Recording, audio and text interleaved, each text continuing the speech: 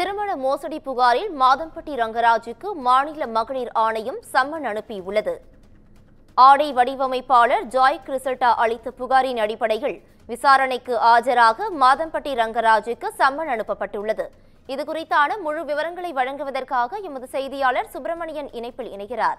சுப்பிரமணியன், வணக்கம். இதுகுறித்தான கூடுதல் விவரங்களை பதிவு பண்ணலாம். திருமணம் செய்து கொள்வதாக கூறி தன்னை ஏமாற்றி விட்டதாக சமையல் கலைஞர் மாதம்பட்டி ரங்கராஜ் மீது ஆடை வடிவமைப்பாளர் ஜாய் கிறிசல்டா காவல்துறையிடம் புகார் அளித்திருந்தார். அந்த காவல்துறை அளித்த புகார் இன்னும் நிலுவையில் இருக்கிறது. இரண்டு தரப்பிடமும் விசாரணை என்பது நடத்தப்பட்டு இருக்கிறது. ஆனால் வழக்கு பதிவு என்பது இதுவரை செய்யப்படவில்லை.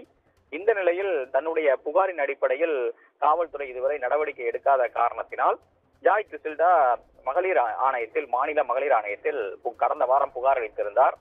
அந்த புகார் தொடர்பாக நேரிலேயே ஜாய் கிறிசல்டா ஆஜராகி விசாரணையையும் அவரிடம் நடத்தப்பட்டிருந்தது.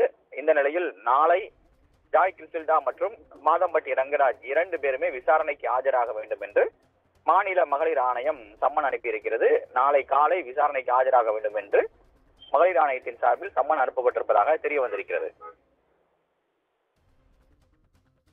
கூடுதல் விவரங்களுக்கு நன்றி சுப்பிரமணியன்.